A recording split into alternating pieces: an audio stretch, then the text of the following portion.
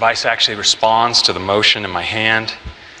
Just slide out the lock screen. You see how it slides in? Now, I want you all to look away for a moment while I type in my... Okay, you can look again. Okay, don't tell anyone about that. All right. So here we are on the gorgeous new home screen. Let's go into weather. You see on weather, it's a little cloudy today. I can actually tap here. The degrees, get more information like humidity and rain. Let's swipe through some locations. Clear in Sydney. Kind of hot in Phoenix. Here in Big Thunder Mountain, it's looking a little rough. We've got some thunder brewing. Oh yeah. Some heavy snow here in the North Pole. And tropical storm here in Gilligan's Island. I hope they got off that island.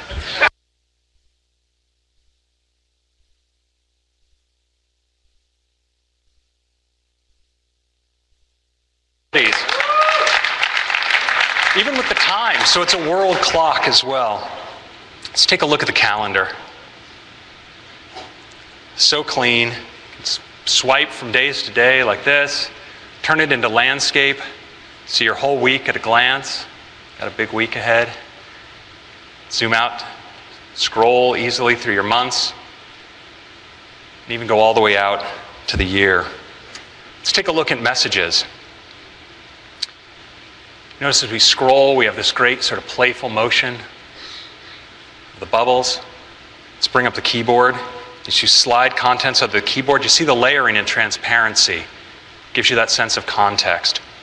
There's this gesture now from the left edge of the device. It's great for using the device with one hand. If I want to just go back, I can just swipe from the edge of the display, pull back like that, move in and out. So clean and natural. Let's take a look. Folders. I'm going to go here into my games folder. I can now have multiple pages. Store hundreds of items in my folders. It's awesome. Take a look at Game Center.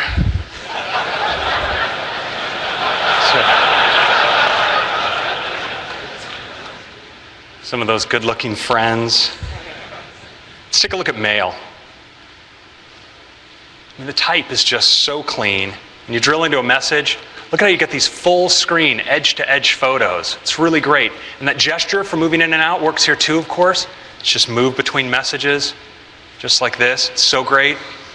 And if you just slide across on any item, you can get at the trash and more options as well, right here in Mail. Finally, let's take a look at Notification Center. Same as always, we can just swipe down from the top of the device. It comes down with a nice thud. You can see all notifications, just my missed ones. And we have this great new Today view. So you can see your friends' birthdays, current look at the weather, your upcoming invitations, your calendar, your stocks, and even a quick look at tomorrow.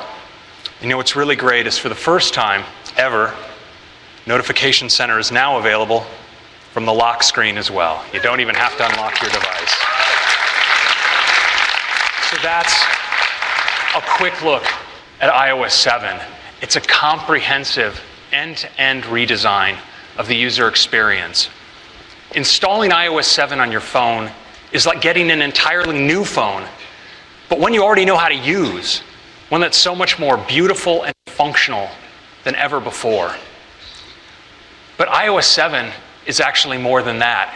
It's also a major feature release as well.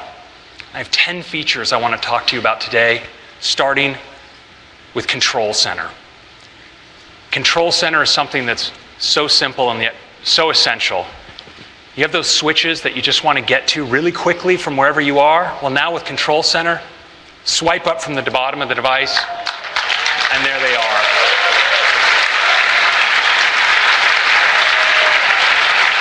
Turn on airplane mode, adjust your brightness, play a song, even get a flashlight.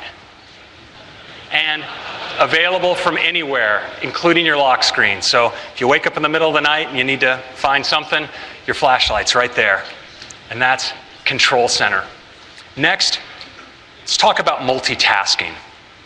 Now, iOS 7 has always been built on the industrial strength foundations of OS X. And it's had intrinsic, powerful multitasking capabilities. But we had to be careful about how we've exposed these to applications because we want to preserve great battery life. Now in iOS 4, we did add support for select kinds of applications to do multitasking. Things like playing music in the background or receiving a voice over IP call while your app was in the background. Well now, in iOS 7, I'm pleased to announce that we're going to have multitasking for all apps with great battery life.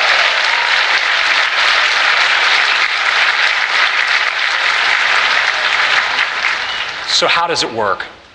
Well, imagine you have an app that you're using constantly throughout the day, a social networking app or something, and you're checking in all the time. Well, iOS 7 notices that pattern of use and is going to provide that app with frequent background activity to stay up to date. And let's say you have another app you use, maybe that you just check in on in the morning at breakfast, maybe at night after work. Well, iOS 7 notices that too, and it's going to give that app background cycles just in time so it's up to date for when you need it. Now, in addition to this intelligent scheduling, iOS 7 does opportunistic updates. The average user wakes their device dozens of times a day, and those provide great opportunities when the system's already powered up to update apps in the background. It also adapts intelligently to network conditions. So if you have good coverage, it's a great time to fetch. And it coalesces updates across multiple applications. So once you have those radios powered up, lets multiple applications take advantage of it for their background updates. And finally, iOS 7 responds to push notifications as a trigger to give that application time in the background. So when you follow that notification, the app will already be up to date.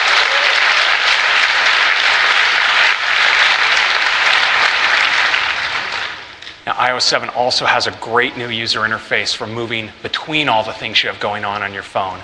Now, you can double-click and move into Notification Center and just swipe between your running applications, tap, and move right in. And that is multitasking in iOS 7.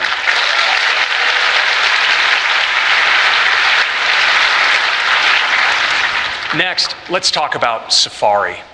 Safari is the most popular mobile browser in the world. And in iOS 7, we're making it even better. Has a great new full screen look, so you can really focus on your content. If you pull down or tap at the top, you can now get a smart search field. From that search field, you can get one-tap access to all of your favorites, as well as do search and access URLs. And it has a great new interface for your tabs. In addition to all of this, it has parental controls and integration with the same iCloud keychain you saw earlier with Mavericks. I'd like to give you a demo of Safari now. Let's take a look. Jump into multitasking. I can just swipe across everything I have running. I want to move into one, messages, double tap, back out, move into mail, back out, just like this. It's really, really nice. That's multitasking in iOS 7. Thank you.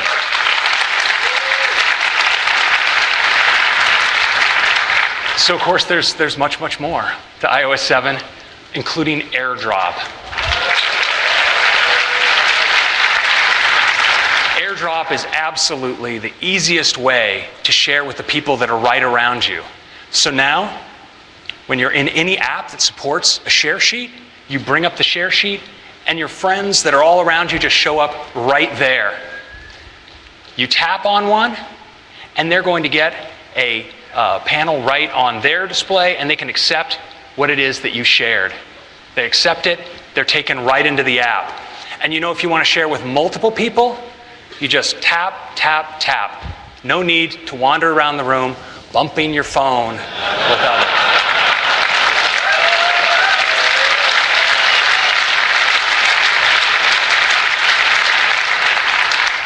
Now, this is system-wide for any app that supports a share sheet. And of course, it uses peer-to-peer Wi-Fi for maximum speed, and all your transmissions are securely encrypted. Because it uses the latest Wi-Fi hardware, it's supported on the iPhone 5, the 4th generation iPad, iPad mini, and the 5th generation iPod Touch. and that is AirDrop. Next, let's talk about so now your camera in iOS 7 is 4 cameras in one. You can just swipe from your video camera to your photo camera, to your square cropped camera, to your pano camera. And when you're taking stills, you now have access to live photo filters, from some gorgeous black and whites to some classic color filters as well. So with your great new camera, we want to give you a great new way to manage your photos, and it's the new Photos app. You know, for many users, this is what their photo organization looks like. An endless, unorganized stream of their camera roll. We've all been there, but you know, it doesn't have to be this way. There's great information in those photos. iOS knows where you took the photos and when you took them, and that provides inherent structure that we can use to organize those photos. And now, in Photos in iOS 7, we do. We organize them into moments, and I'd like to give you a demo of that right now.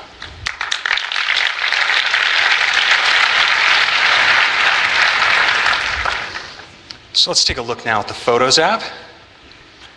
So here you see some photos that were taken in San Francisco, and you see nothing was done to organize these photos explicitly, and yet they have these labels like the Palace of Fine Arts, Baker Beach, Lombard Street. It provides this natural organization for appreciating the photos.